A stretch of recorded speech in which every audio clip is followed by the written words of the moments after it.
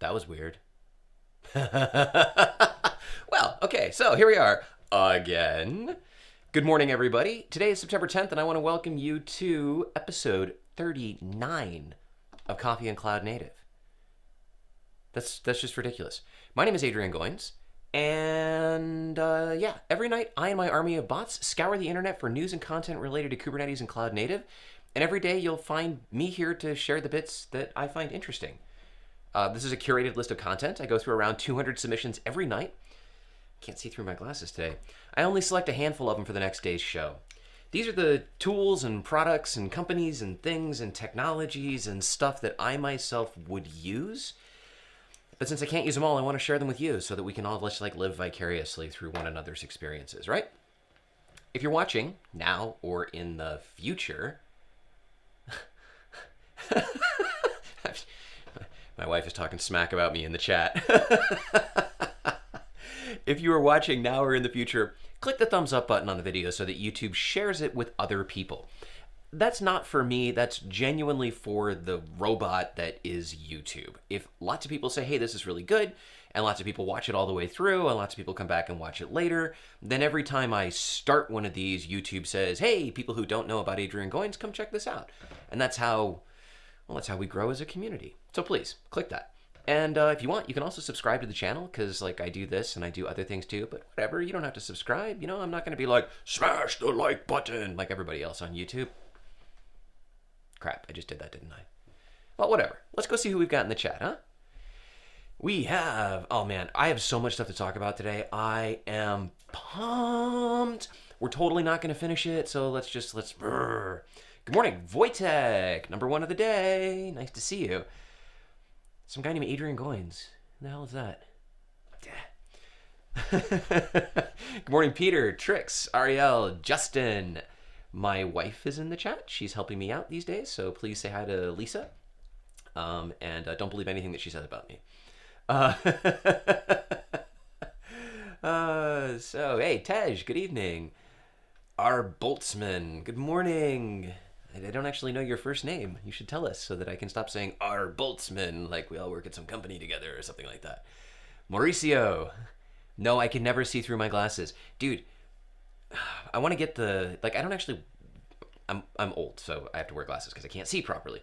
But I want to get, the contact lenses so that I don't have to wear these things anymore. But, it's a dangerous time to go see a doctor. So I just suffer through the fact that, these really expensive things suck. Anyway. Hi, good morning. Frank. Hey, hi, Frank. And it's Ilker. How does our Boltzmann become Ilker? Huh. Okay. Well, whatever. So, that's cool. Hi, Ilker. You gotta explain that. That's just baffling. It's I thought your name was gonna be Roger or Robert or Rodrigo or something like that. But okay, Ilker. Good morning, Sumit. Okay, we gotta go. We gotta go. First of all, I don't actually have a browser thing for it, so I just gotta tell you today's Thursday. That means tomorrow's Friday, and that means giveaway again. So tomorrow I will be giving away another copy of Brett Fisher's Kubernetes Mastery course. We'll be doing that every Friday all through September, but we need to get 50 people watching. Rules are 50 people watching, somebody in the chat, randomly selected by Nightbot, who hopefully will show up, will win a copy of the course. So come watch tomorrow and you'll help people in the chat win, but better, why don't you come to the chat? And that's it. And then you yourself could win. If you don't want the course, come anyway. If you win it, you just need to tell me who you would like to give it to anyway, or you can tell me to pick somebody else. And I'll just say, this is donated by person who already knows Kubernetes. So come tomorrow, and let's make tomorrow crazy and fun like it was last week. Thing number 2. I was working on this up until literally right before the show. There's a website. Say it isn't so. Yes, ladies and gentlemen, I spent the weekend putting together a website, which I haven't done in a really long time. This is going to be the new place for all of my stuff. My current website sucks. It hasn't been updated since 2018. Some of you have seen it. But here you will find the show notes for everything. So instead of putting these things up in that Git repository that a lot of people don't seem to interact with. It'll be up here. You can watch the videos directly. All the timestamps will be here. I need to get my mouse to show up. So you got timestamps on the left that'll take you to the actual video location for the subject. And then the thing on the right will be a link to whatever it is I'm actually talking about. What I found is that when I tweet about these things, I tweet with a link to the video, and people don't recognize that the link for the thing I'm talking about is in the video description. So I'm going to start tweeting to here so that people can either go watch the video or go find the link themselves or whatever. And hopefully that'll, because I'm trying to promote the stuff that I find. I'm not trying to just like take their credit. So every single thing that I talk about has a link where you can go and read the whole article or play with the tool or talk to the company or do whatever it is. Right now I've got all the show notes up through yesterday. So yeah, and there you go. Enjoy. Let me know if you find anything that doesn't work, because I was finding some stuff this morning that doesn't work. For example, I see that my shared links have disappeared. Okay. Yeah, there's supposed to be links up there where you can share it on Twitter and stuff. Well, I guess I have work to do after the show. Moving on. What's next? Next we have... Next, we have stuff that I didn't actually load up into the browser. Hold on just a second. What did I do? Okay, hang on. We need that, and then we need... Oh yeah, there's a bunch of stuff that didn't come over from yesterday. Well, there's actually two things that didn't come over from yesterday. Oh, there's even more stuff to talk about. That's terrible. Let's drag that over there, and let's drag that over there, and now I can actually read from the teleprompter. Yay! Wait until I screw it up later. Trust me, like, teleprompter doesn't make me any kind of magical whatever. Okay, this is a really interesting article about, well, about strategies for adopting Kubernetes, but more importantly about the challenges. Kubernetes isn't the end game. They have a metric in here that I'm not 100% sold on. It says something like, statistics can be manipulated to say whatever you want them to say. In fact, I frequently point out that 34% of all statistics are made up on the spot. Let me know if you got that joke. So they say here, well, only 30% of companies are using containerized applications in production and less than 5% of the blah, blah, blah. And this last one bothers me. Only 57% of companies are operating, 57% of companies are operating fewer than 10 Kubernetes clusters. Why is that a criteria for anything? Like, I operate 2 Kubernetes clusters. I mean, I'm not a company either, but lots of companies operate 1 Kubernetes cluster, and they do just fine. So I think that metric is stupid. But, but the rest of the article is actually really good. Woo! Adrian's on coffee fire today. Basically what he says is that experimentation does not equal adoption. There are companies who are like, yeah, we're running Kubernetes because, you know, Joe, the developer in the back office, has a Kubernetes on a Raspberry Pi sitting at his desk. That's not adoption. Dipping your toe into the water isn't swimming. So he goes on to define this thing called diffusion, which he says is the goal of total adoption. He then talks about the steps. So first adoption, and then the steps that are common and the issues that they create with diffusion. So for each thing, how to make Kubernetes available for everyone, the solution for just getting that rolling, and then the challenge for that leading to total adoption, and then how you can solve that. It's an interesting way to address the problem. So challenge number 1 is getting access to Kubernetes. He talks about multi-cluster on-demand solutions, and so something like Rancher would be great. They want your website URL. They're yelling at you. Oh. They're yelling at me to yell at you. Hello. Whoops. Okay, we'll go back to the website in a second. Let me finish this article.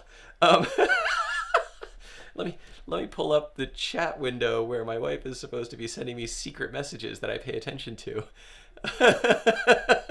So I'll put that over here so that I can actually see it. That's really funny. Oh man, Adrian. Okay, we got that in a prominent location now. I heard her coming to the door, and I was like, what? All right, so diffusion. Where were we? So how to make Kubernetes available for everyone. Multi-cluster on-demand solutions like Rancher, or multi-tenant namespace solutions like Kiosk, or Capsule, which we had in episode 19, or Loft. Challenge number 2 is about getting applications into Kubernetes. So there's the ongoing argument of, devs don't care about using Kubernetes and blah, blah, blah, blah, blah, or they don't care about the operational aspects of it. They just want to use it. So this leads to strategies like GitOps, CI/CD solutions, things like DevSpace or Scaffold or Tilt. And then he closes with a strategy for continuous iteration of your Kubernetes strategy, which I think is really smart. You should roll out Kubernetes like an application. You should arrange for onboarding, training people, setting them up for success, following up with them to make sure that they're actually doing okay. Highlight and call attention to the benefits that the solution gives to the stakeholders. Don't stagnate, iterate, innovate, upgrade, streamline, optimize. And in all of this, did you hear a sales pitch? I didn't hear a sales pitch. There's one reference to Loft here, but Loft are the ones who actually wrote this article. All they say is, oh yeah, you could also use Loft. They don't say, hey, buy our stuff. And if you know anything about me from having watched the show previously, articles like this come from companies that I want to work with. This shows a company who's confident in their product, confident in the functionality of it, but who just wants to help you solve a problem, no matter what tool you use. Hopefully you use theirs, but if not, hopefully they can help you live a better life. Rock on, Loft. You want to know where my website is? Why? All right, adrian.goins.com. That's adrian.goins.com, just like my Twitter handle. Handle? Username? I'm old. Handle. My alias. Who remembers that, right? BBS days? Oh, what's your alias? Oh, I'm Mike Binkley. adrian.goins.com. So yeah, I'll be tweeting about it later. Sorry I didn't throw that out there in the beginning, but there you go. Next. Oh my gosh, it's already 8:43. That's terrible. That's so terrible. This is ridiculous. Do you know about confidential computing from Google? This is totally ridiculous. It's total wizardry. It allows virtual machines to run while remaining entirely encrypted from the hypervisor. I don't even know how that's possible. Confidential VMs have been beta for a while. They are allegedly GA as of a couple of days ago, but soon this will be available for GKE, obviously, so with Kubernetes. It'll work by using confidential VMs for the node pools and then scheduling workloads to them. Those workloads will run totally encrypted. I don't even know, like Google made an arrangement with somebody to summon demons from the abyss or angels from on high. Or this is just straight up bizarro land. They have new features around that from a security aspect, so you can force confidential VMs to only talk to other confidential VMs, even across projects or the internet or whatever. You can have a whole confidential layer within your infrastructure. And so you could use this for things like cross-company collaboration or anything else where you need a level of security above and beyond just encrypting stuff at rest, encrypting stuff at transit. Now you can actually encrypt stuff in motion. They have some new word for it. It's crazy, but it's really, really cool. It's probably also really, really expensive, but it's just really, really cool. We have replicated on here twice today. I see a message coming in from WifeBot. When deploying, so Peter wants to know, when deploying Kubernetes for customers, do you spin up an individual cluster per customer or utilize namespaces? That depends on how much money you want to spend. And also on the level of isolation that you want. But it's a very good question. If you're using a product like Rancher allows you to do single cluster multi-tenancy with namespaces and projects. You essentially bundle namespaces into a project, you apply RBAC to the project, and if you use that with a network policy solution. You can have total isolation of namespaces at the access level and at the operation level from anything running in any other namespace. But there's always a risk that something could bleed. So if you really want true isolation, then you want to give people, their own cluster. There are other solutions like like Loft or these other solutions that run single cluster multi-tenancy within namespaces. So you can have a namespace that has sub namespaces. I haven't used any of them or seen any of their vetting from a security standpoint to know what level of isolation they provide, but it may also work since it uses the isolation that's present within Kubernetes. But remember, there's two things. There's access to the cluster for doing stuff, and then there's the workloads access to other stuff. So you could have a namespace that only you can talk to, but your workload might be able to reach other things in the cluster in other namespaces, which is why you need network policy and a higher level of security around that, eBPF or any of those things. What was the tool that allowed subname spacing? I've had several of them on the show. If we come back over here to multi-tenant stuff, this is access, solution for diffusion, solution for first adoption.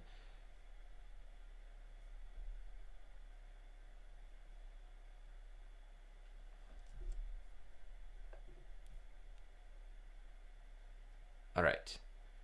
So since Loft wrote the article that I talked about today, I'm going to send you here. We've had a couple other ones on the show. Oh, I don't have a browser up. Since, there you go. Since we're talking about Loft's article, go to loft.sh and take a look at their platform. But I will dig through the show notes from previous shows and pull out other ones that we've also talked about.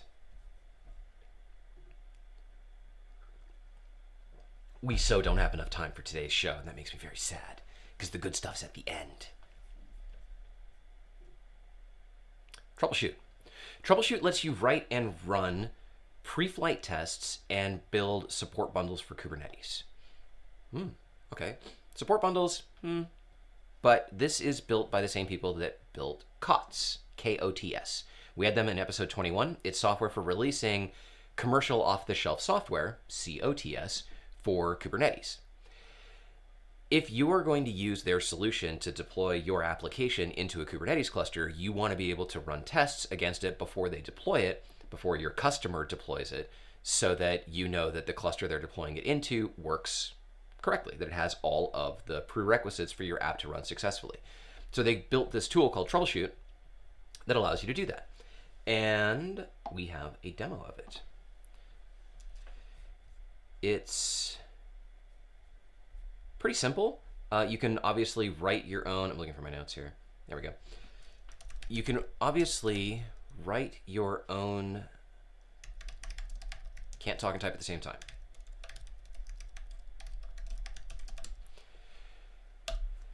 You can write your own tests. You can write your own collectors. You can write your own analyzers. So the preflight checks here will run a bunch of tests against the cluster, and it does this without actually installing anything. This says, yeah, it's ready to go. Afterwards, if there's any kind of issue, they can build these support bundles, and they will extract debug information from the cluster, but they redact all sensitive information.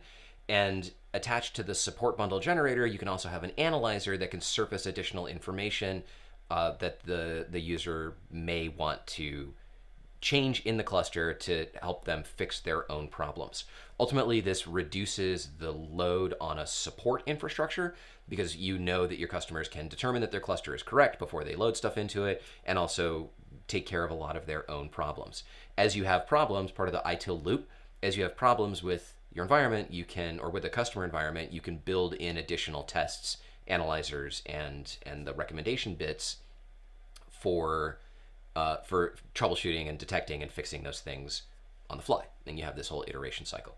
Obviously, this is a test environment. Oh, it didn't find Contour, or it didn't find Docker because it's running against K3S. But this just shows you a sample of, you have okay, danger and warning level things. We will have them back on a little later today, maybe, depending depending on where we get in the show. I have like this many, I can't even put it on the screen. I have this many tabs, and I have like this much time. Ah, yeah, so getting started. There you go. Oh, these guys. Did you guys see this yesterday? This was all over the security news yesterday. TeamTNT. We had them on the show a while ago. They had a worm that was installing crypto mining software and then extracting AWS credentials and shipping them out somewhere to an endpoint that was just a mockery of like, hi, thanks for the key or whatever. So that was in episode 22. This isn't really news, but it's just interesting. They're using WeaveScope now. So they're compromising pods, and then this isn't Weave's fault. They're just using this tool, and it's a very powerful tool. I mean, saying that they're using WeaveScope is like saying that they're using Bash. So let's not look at this like Weave is a bad thing or WeaveScope is a bad thing. Let's just look at it as you need to fix your stuff. You who own your clusters, you need to make sure that this doesn't work. So what they're doing is once they've compromised a pod, they run an Ubuntu container in privilege mode. Then they create a privileged user. They gain access to the system via SSH. They install crypto miners. This is all just, this is normal. But then they install Weave. And Weave allows them to map the rest of the cluster. If you look at the Weave documentation, it actually says somewhere down here, note, this allows anyone with access to the user interface control over your containers. As such, don't expose the port. It's an administrative tool that runs in privileged mode on the environment. Do not expose this to the internet. If you make it a node port or a load balancer, it allows anyone with access to the user interface control over your hosts and clusters. Well, let's see just what this gets us. I happen to have, let's see, first of all, I got to forward a port. I dropped Weave in my K3S cluster, so it's not going to give us everything because a lot of what it does, it depends on Docker. But let's quickly fire this up. Let's see, so we'll port forward the service and, whoops. We'll port forward it correctly. There we go. And if we jump back over to the browser, if I now go to localhost 4040, then you see, or you will see in just a moment. Really? Why are you taking so much? Oh, this worked like instantly. Oh, I see. So let's refresh that.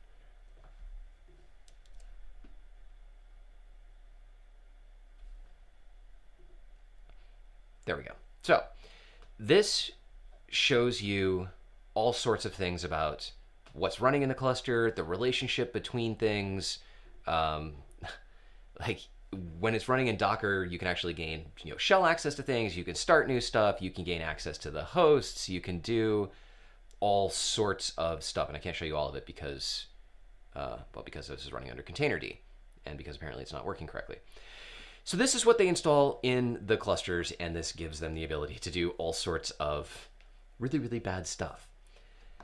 The article had, I think it was this article that had a recommendation for mitigation that is just stupid. First of all, don't let your containers run in privilege mode. Lock down your network with network policies or eBPF or service mesh. Make sure that things are only allowed to talk to the things that they're allowed to talk to. Obviously, have an edge firewall. Like, these things are no longer optional. Don't run your containers as root. Don't, just, if you have anything that's exposed to the internet, fix it. Now, they do also say here, WeaveScope uses the default port 4040 to make the dashboard accessible, and anyone with access to the network can view the dashboard. Similar to the Docker API port, this port should be closed or restricted by the firewall. Well, the Docker API port is the Docker API port. It's always going to be there so that Docker knows how to find it. But if you block port 4040, hello, newsflash, they can just run it on a different port. Bad, bad, bad, bad, bad, bad, bad. Instead, just lock your stuff down and you'll probably be okay. But yes, also firewall the Docker API port. Oh man, really? What else do I have to go through? kubevip, skipper. Okay, all of this is going to be bounced to tomorrow because it's 8:55. And that means we only have time left for the tool of the day. Wow, the chat. Yeah, Trick says, remember that the URL bar from the browser doesn't show up in the video. Yeah, I know. I do that so that it looks fancy, right? So, okay. Tool of the day is Terraform Provider EKSCTL. Let's jump forward to the notes. There we go.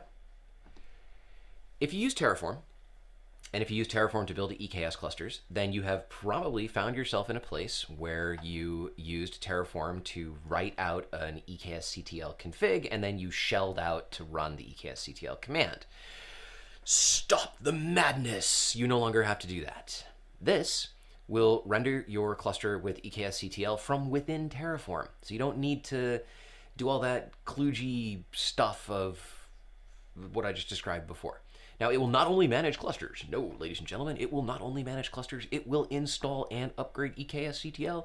It will do cluster canary deployments using ALBs or Route 53 and an NLB. That's pretty neat. So you can actually have it spin up new clusters and then do a phased migration from an old cluster to a new cluster. So you can actually, I mean, come on. That's ridiculosity. We need to make up new words on the show. We need to make up words that don't exist. Ridiculosity is one that I'm quite fond of. Bleh. 27 minutes into the show, Adrian loses the ability to talk. This is from